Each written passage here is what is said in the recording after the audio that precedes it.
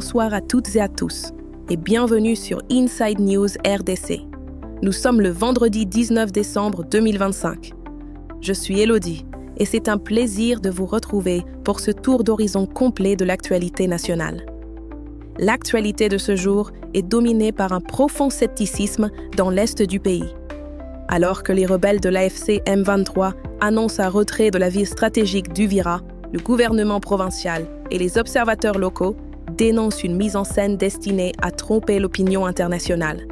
Nous analyserons également la sécurité urbaine à Kinshasa, où le vice-premier ministre Jacquemain Chabani multiplie les réunions pour garantir une fin d'année apaisée, malgré un climat politique alourdi par l'arrestation d'Emmanuel Ramazani Shadari. Enfin, le volet économique nous emmène à la rencontre du partenariat RDC-États-Unis, avec la première ministre Judith Suminwa-Tuluka, qui insiste sur l'investissement privé comme levier de croissance. Le décor est planté, voici les faits, les chiffres et les analyses de cette édition. Commençons par la situation dans l'est du pays, qui demeure au centre de toutes les attentions. Le retrait d'Uvira, réalité militaire ou stratégie de communication?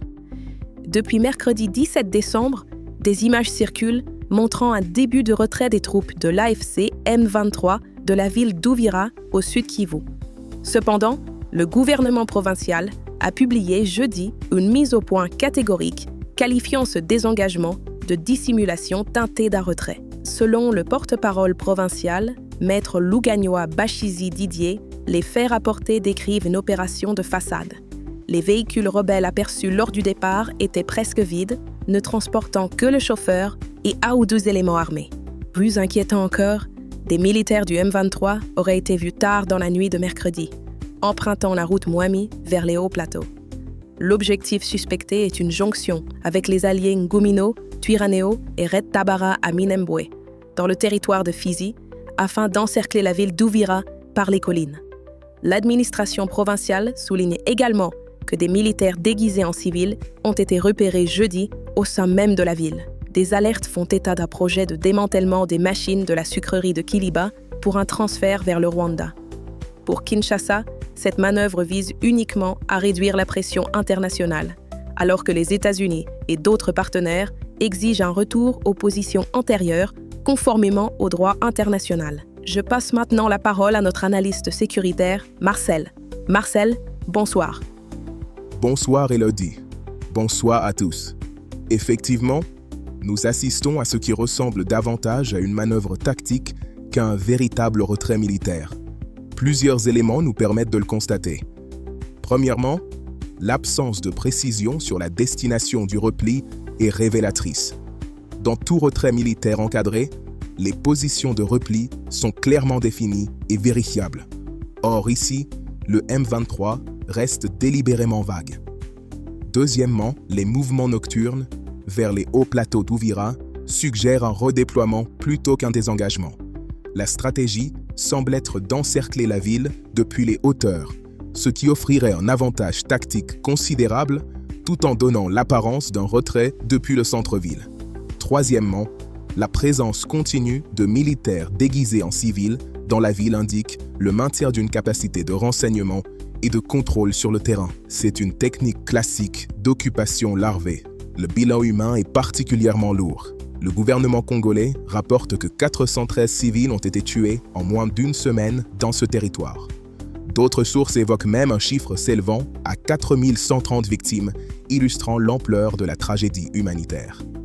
Sur le plan géopolitique, cette opération intervient au moment précis où la pression internationale sur le Rwanda s'intensifie. Washington a clairement exprimé son mécontentement face à la violation des accords signés début décembre. Le M23 tente donc de désamorcer cette pression tout en conservant ses positions stratégiques. Il faut également noter que la prise d'Uvira ouvre potentiellement la voie vers le Katanga, poumon économique du pays. C'est un verrou stratégique que le M23, soutenu par le Rwanda selon l'ONU, ne compte manifestement pas lâcher facilement. La communauté Banyamulenge elle-même a récemment désavoué le président Paul Kagame, affirmant ne pas l'avoir mandaté pour les protéger. Cela ôte au régime de Kigali l'un de ses principaux alibis pour justifier son activisme militaire sur le sol congolais.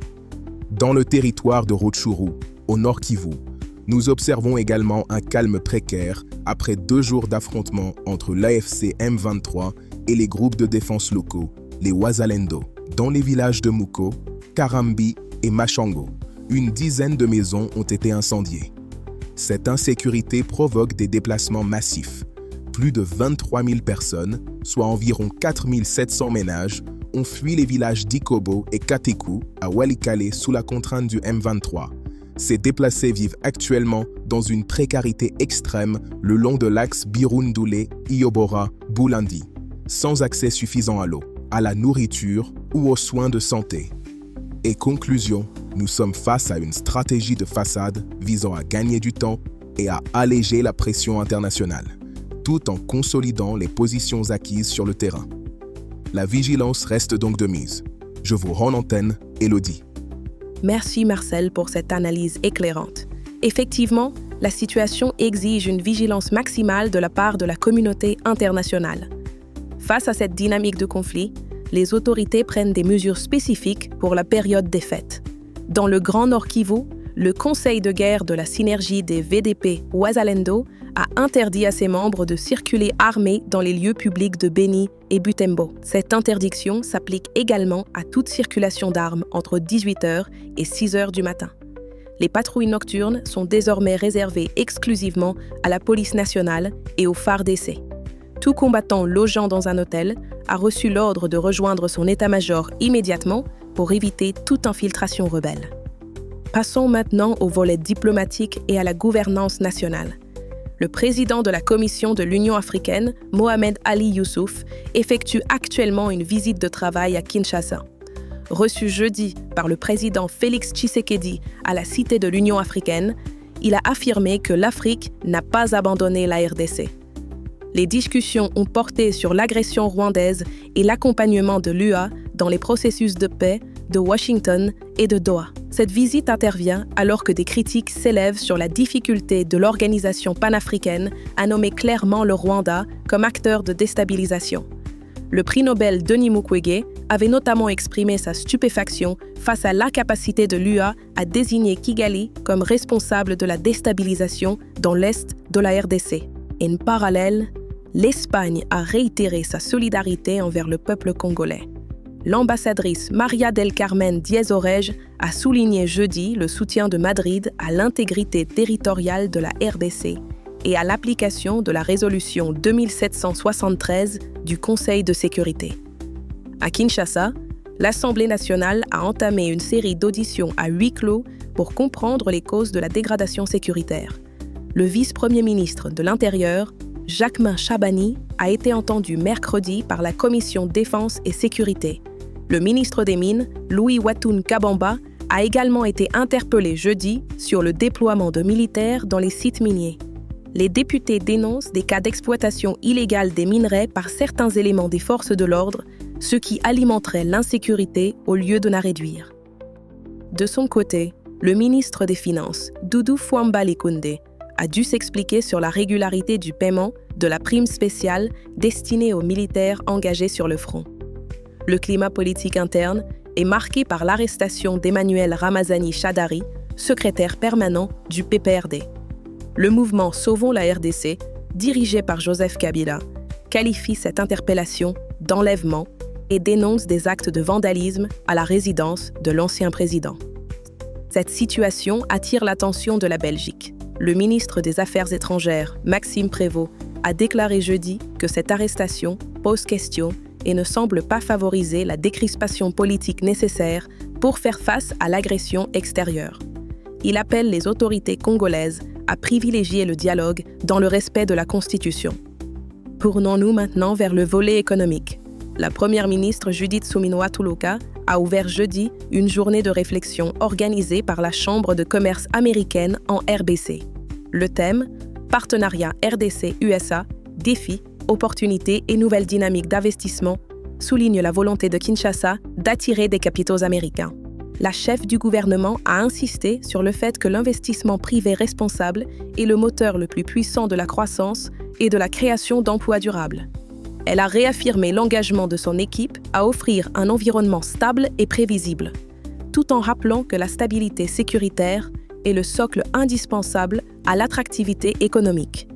L'ambassadrice Lucie Tamelin a, pour sa part, confirmé le potentiel immense du pays pour les investisseurs privés. À Washington, la pression sur le Rwanda s'intensifie. Un cabinet de lobbying républicain demande l'exclusion de Kigali du programme commercial AGOA. Ils invoquent la section 104 de la loi AGOA qui interdit les avantages commerciaux aux pays soutenant des groupes armés auteurs de violations graves des droits humains. Un protocole d'accord historique a été signé jeudi à Kinshasa concernant la consommation d'électricité. Cet accord lie le Secrétariat général aux ressources hydrauliques, la DGRAD, l'ENSER et la SNEL. Selon Damien Twambilangana, directeur général adjoint de l'ENSER, ce mécanisme est un instrument de transparence qui permettra de financer durablement l'électrification rurale et périurbaine. Le programme d'investissement prioritaire compte déjà 270 projets en attente de financement à travers les 26 provinces du pays. Dans les provinces, les efforts de modernisation se poursuivent. Au Haut-Katanga, l'Assemblée provinciale a adopté à l'unanimité le projet de budget pour 2026, fixé à 1 634 milliards de francs congolais. La sécurité et le bien-être social sont présentés comme les priorités. Dans le Tanganyika, le projet de reddition des comptes 2024 révèle un bilan déficitaire avec seulement 41% des recettes prévues mobilisées. Les investissements n'ont représenté que 1% des dépenses. Et dans le Basuélé, le gouverneur Mike David Mokeni a annoncé le démarrage imminent des travaux de réhabilitation sur la RN4 et la RN6, axes essentiels pour le désenclavement de la région. En Ituri, le ministre des Infrastructures, John Banzalunda, a inspecté plusieurs chantiers à Bunia, notamment l'aéroport international de Murongo et l'asphaltage des voiries urbaines. Et pour finir au Kwilu, le gouverneur Philippe Akamituna a remis 150 lampadaires de 250 watts à la SNEL pour renforcer l'éclairage public à Bandundu, afin de lutter contre l'insécurité liée à l'obscurité. Quelques brèves du secteur judiciaire et social. La justice militaire a ouvert ce vendredi le procès du général Philémon Yave devant la Haute Cour militaire. L'ancien commandant de la 2e région militaire est poursuivi pour trahison et participation à un mouvement insurrectionnel. La Cour constitutionnelle a rejeté 2 requêtes de l'ancien ministre de la Justice, Constant Mutamba, qui contestait les résolutions de l'Assemblée nationale ayant autorisé les poursuites à son encontre. Pour rappel, il a été condamné en septembre à 3 ans de travaux forcés pour détournement de fonds publics. Dans le territoire de Calais, au sud Kivu, les zones de santé de Kalonge et Bunyakiri n'ont pas reçu leur dose de vaccin contre la poliomyélite. L'interruption du trafic routier sur l'axe Bukavu-Bunyakiri depuis 30 jours, dû au combat, empêche tout approvisionnement médical. À Kinshasa, l'OIM a mené une campagne de sensibilisation à l'université de Kinshasa contre le trafic d'êtres humains. Les étudiants sont la cible de fausses offres d'emploi à l'étranger, menant parfois à l'exploitation dans des pays comme le Ghana ou le Nigeria. Enfin, Human Rights Watch alerte sur l'incapacité du gouvernement à stopper les violences dans l'ouest du pays. Fin novembre, une attaque de la milice Mobondo contre le village de Nkana a fait 22 morts parmi la population Teke, illustrant la persistance des conflits intercommunautaires. Terminons avec les résultats sportifs. En Linafoot, groupe A, l'US Chinkunku et le TP Mazembe se sont neutralisés 1-1 au stade des jeunes de Katoka à Kananga. Patrick Mangolo a ouvert le score pour les Corbeaux à la 27e minute avant l'égalisation de Makose Ifasi à la 44e. À Lufkin Kilimani, plusieurs rencontres se sont déroulées jeudi. En Division 1, Saint-Raphaël a dominé Kasavubu 2-0 grâce à des buts de Ngimbi Ngimbi et Paul Mudingo. Le TC Saint-Adrien s'est imposé devant Kabongo Stars 1-0. En Division 3B, le FC Éducation a battu le FC Tremplin 2-1 avec un doublé de Hussein Chouagan. C'est ici que s'achève ce numéro d'Inside News RDC. Nous retenons de cette journée une vigilance accrue des autorités et de la population face aux manœuvres militaires dans l'Est, ainsi qu'une volonté de stabiliser le climat économique par des partenariats internationaux renforcés. La pensée du jour, la paix n'est pas simplement l'absence de guerre, elle est le fruit d'une justice équitable et d'une gouvernance qui place l'humain au centre de chaque décision. Sans une sécurité garantie, même les meilleures intentions économiques peinent à porter leurs fruits. Merci de votre fidélité. Je vous retrouve quant à moi la semaine prochaine. Soyez nombreux à suivre nos éditions du week-end. Bonne soirée à tous, en espérant que la quiétude accompagne vos préparatifs de fin d'année.